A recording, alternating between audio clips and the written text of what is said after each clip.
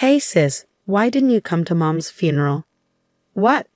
I can't believe you didn't even show up to Mom's funeral. It's shocking and heartless. I never thought my own sister could do something like that. I was taken aback by my sister's sudden phone call. Our mother had passed away 3 years ago, and we held a proper funeral then. I couldn't understand what she was referring to. I'm married now with children of my own. My husband and I both work, but we make sure to give our children extra love and attention so they don't feel neglected. My husband is a great partner in housework and childcare, and I'm proud of the family we've built. I'm determined not to let my children go through what I did growing up. Our parents divorced when I was in elementary school after my mother had an affair. My father found out about it because I told him. People often assume children will side with their mother, but I didn't. My mother was far from the nurturing figure everyone imagines. I never felt loved by her. She showed favoritism towards my younger sister, while I was burdened with the household chores. It wasn't just expected, it was forced on me. My mother resented me for revealing her affair and made my life a misery because of it. I still carry the emotional and physical scars she inflicted. When the divorce was finalized, my mother took my sister and left. Thankfully, my father and grandparents ensured I maintained contact with my sister, and we continued to meet regularly. However, as I entered middle school, our visits became less frequent. At first, I thought it was just a matter of adult responsibilities, but it seemed my sister was deliberately avoiding me. After she turned down my invitation several times, I asked if I had done something to upset her. My sister explained that our mother had told her the collapse of our family was my fault. In their eyes, I was the one who betrayed the family. My sister believed that if she continued to see me, she would risk being cast aside as well. She found it too difficult to contact or meet me behind our mother's back and asked me to stop trying. I told my sister that our mother was the one who betrayed us first by cheating on our father and breaking up our family. Although my sister was aware of our mother's affair, she still blamed me for telling our father. Despite understanding the situation, she remained firm in her view that I was the traitor since she had to live with our mother. She wouldn't accept my perspective, insisting it was my fault for not turning a blind eye. While all this was happening, my father remarried, and I gained a stepmother.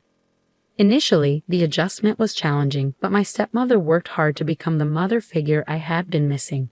Appreciating her efforts, I decided to embrace my new family and cherish my stepmother.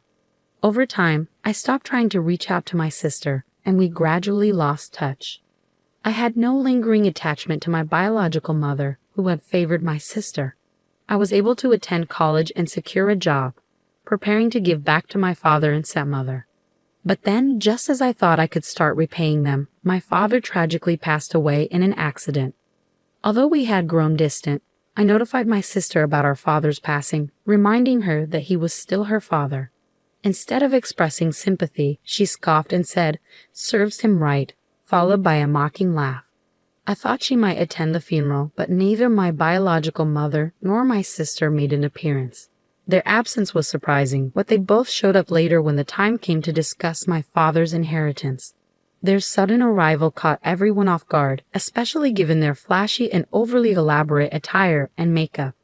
They looked so different from the mother and sister I once knew that they were hardly recognizable. "At least let us know when the inheritance meeting is," they demanded. We had to check every day because we didn't know when it would happen. My mother claimed she had been waiting nearby since the funeral ended, eager to join the inheritance discussions. It seemed more appropriate for her to attend the funeral instead, especially since the meeting was scheduled for the day immediately following the funeral. "Because of what you said, my poor daughter had to endure so much. You're going to give us a fair share, right?" Although they divorced and lived separately, the children still have inheritance rights. I never intended to deny that. My father's personal estate wasn't substantial enough to be widely distributed among the family. I can support myself through my job, and my stepmother is young enough to continue working. She seems inclined to work for a while longer, so even if I handed over my father's estate to my biological mother, my stepmother wouldn't be financially strained. To avoid further disputes, I decided to forgo my claim to my father's inheritance. What a fool! He made such a big deal out of a minor affair and pushed for a divorce. I agreed because staying with such a narrow-minded man was stifling. It wasn't our dad who left Mom, it was Mom who left our miserly dad. Poor you, having to grow up with such a father. My mother mocked and belittled my late father, while my sister joined in, laughing harshly and echoing her criticism. My sister went as far as to insult me, suggesting it was pathetic that I was raised by a father who had been abandoned. Neither of them showed any empathy or understanding for the sorrow and loss my father faced after being betrayed. Say whatever you want about me, but please respect our father's memory. What? The traitor speaks. You're the cause of all our troubles. And what about that drab appearance? You look older than your age, almost like Mom. With that kind of look, you probably don't have a boyfriend. If you can't attract a man, what use is it to be a woman? If you don't think that matters, you're seriously lacking as a woman. After a heated argument, my mother and sister told me to never contact them again and left abruptly. I couldn't bring myself to feel anger or disappointment toward them. Their inability to consider anyone else's perspective and their rigid self-centeredness left me feeling nothing but a deep emptiness. In that moment, I cut them out of my life completely. After they left, there was a period of quiet, but then a cough from someone brought me back to the present, and the inheritance was divided solemnly. Years later, my stepmother inherited the house my father left behind, and I continued living there. I sensed that she was thinking of me, even though I was now an adult. She tried to be a mother figure for me, and her care brought me happiness. But then she fell ill and was hospitalized. I'm sorry I didn't ask you to live with me just so you could take care of me, she said.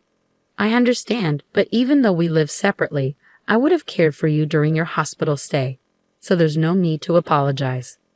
I visited the hospital to care for my stepmother whenever I could take a break from work. I didn't want any regrets like I had when my father was ill. Perhaps it was a form of self-satisfaction. Her time was limited, and I wanted to spend as much of it with her as possible. Throughout this difficult time, one man stood by me. Before my stepmother's illness was discovered, we had been planning our wedding.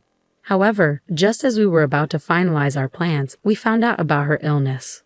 I suggested postponing the marriage, but my partner felt it would be better to provide my stepmother with the reassurance of our commitment, and his presence proved invaluable to me. When the moment was right, I introduced him to my stepmother. He told her, "I'm excited for us to share our lives together, the three of us." His words and support meant the world to me. He added, "I have to see you in your wedding dress for your father's sake." This seemed to be her greatest joy, and she held on longer than expected. But a few days after our wedding, she passed away, joining my father in rest. My stepmother was financially secure, and I inherited a significant sum. With what she left behind, 3 years later I was able to build a happy family. However, my husband and I agreed from the start of our marriage to continue working and live within our means without depending on the inheritance. Today, like any other day, I went to work and received a call on my personal phone from an unfamiliar number. Assuming it was a sales call, I didn't pick up. But the calls kept coming, one after another. I thought maybe someone was repeatedly dialing my number by mistake. At the end of the day, I decided to answer, and to my surprise, it was my estranged sister. Finally, where were you? What do you mean? How could you forget our mother's funeral? Of course. She sounded like she was crying heavily. What are you talking about? Our mother's funeral happened 3 years ago. Huh. There was a brief silence, and then she continued angrily. Maybe your stepmother died too. I'm talking about our real mother, and calling someone unrelated to you mother is just wrong. I found her tone irritating, but I tried to set it aside, understanding that the loss of her mother was likely a significant shock for my sister. For me, my stepmother was my real mother. She married a man with a child and instantly became a parent to a middle schooler. It wasn't until I had my own family that I fully grasped the challenges she faced. I believe the experience of nurturing a life within oneself is a time for a mother to grow in self-awareness and dedication. Of course, there are many ways to create a loving family, such as through adoption, without a biological connection. However, stepping into the role of a mother to a middle schooler unexpectedly is no easy feat, no matter how you look at it. Reflecting on my stepmother's efforts and concerns, all I feel is deep gratitude. I am eternally grateful to the stepmother who raised me. She is the model of the mother I aspire to be. Biological connections mean little. My sister's so-called real mother never even acknowledged my existence. When I think of the word mother, it's my stepmother who comes to mind, not my birth mother. At first, I was confused. I had assumed she was talking about my stepmother. Once I understood what my sister meant, I responded with a lack of interest. Oh, I see. I could hear what sounded like her hitting or stomping on something in frustration over the phone. What? That indifferent tone. The funeral has already happened. How could you not attend your own relative's funeral? You're so heartless. You must not have a drop of compassion. Though she raised a valid point, my sister had also skipped our relative's funeral. Our late father loved both of us dearly, and he was far more caring than our mother. In fact, neither my birth mother nor my sister attended our father's funeral, yet they took his inheritance and spoke ill of him. If you ask me, it seems more like they're the ones who lack compassion. Indifferent? Weren't you the one who said we were strangers? Huh. You got involved in the inheritance despite skipping Dad's funeral, right? Weren't you the one who told me never to contact you again? And I only just found out about our mother's death. After a pause, my sister murmured a small, "Oh, I forgot to tell you about the funeral." Well, I'm glad you remembered. I'm going to waive any inheritance related to that woman, so you can do as you wish with it. With that, I ended the call. However, my sister, perhaps not fully grasping the situation, contacted me again a few days later. "Katie, I need your help. It seems our mother hinted at marriage to several men. Isn't that considered marriage fraud? They're threatening to sue me for compensation if I don't comply. I'm getting bombarded with demands. Just pay them. If I could, I wouldn't be calling you. Didn't you hear me say several men? It's not just one or two. Some of them seem really shady too. That's unfortunate, but let's not forget, you were the one who told me not to contact you again. Plus, it was no secret that our mother had a habit of being involved with men since she cheated on our father while he was still alive. In fact, it wasn't just one affair. If it had been a single lapse in judgment, our father might have considered forgiving her. Only he would truly know the situation. It's possible that I couldn't accept our mother, given her multiple relationships while raising us. My father tried to adopt my sister multiple times with the help of a lawyer, but I was informed that my sister didn't want to leave. I had to let go of the idea. My sister chose to stay with our irresponsible mother, even though she witnessed her behavior firsthand. Even if our mother had left a strong impression on her, my sister's decision to remain with her, despite the shared memories we have, speaks to her own responsibility as an adult. Lalhats. You know you were the one calling me a traitor all this time. I don't meet a sister who labels me that way. You're the one who declared us strangers first. So don't show up now and pretend we're family. It's unwelcome. Don't ever contact me again. We're strangers, remember. I ended the call without waiting for my sister's response. I blocked her number and went back to my family. Later, I got a call from my biological mother's relatives.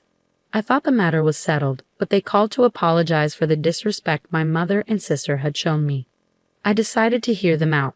They acknowledged how poorly my mother had treated me and expressed their shock at her audacity in trying to claim my father's inheritance after we had been separated. They offered sincere apologies for allowing her visit at a time when I was still grieving. But that's all in the past now, I said. Then they brought up my sister. Apparently, she was following in our mother's footsteps and acting irresponsibly with men. Since her return, they had repeatedly warned her that she would face consequences if she didn't change her behavior. Instead of heeding their advice, my sister had become just like our mother, and they could no longer manage her. Mother got mixed up with unsavory men, and my sister was being coerced into participating in criminal activities. Feeling trapped, my sister was also involved with multiple men simultaneously, leading to numerous heated conflicts. Reaching their limit, the relatives warned that they would sever their relationship if she didn't listen to their advice. And then our mother passed away. Given that my sister is an adult, the relatives decided to proceed with cutting ties. But right after our mother's funeral, another conflict erupted. Since then, her whereabouts have been unclear. They advised me to avoid any involvement with her going forward. I had no intention of getting involved, but I can't help feeling sorry for her, given she may have been coerced into criminal activities. Still, there should have been a chance for her to make amends. If she didn't take that opportunity, then it's on her. That's how I've chosen to see it. After ending the call, I heard my husband and children laughing joyfully in another room. I want to safeguard this family, so I've resolved to live my life using my biological mother and sister as cautionary examples.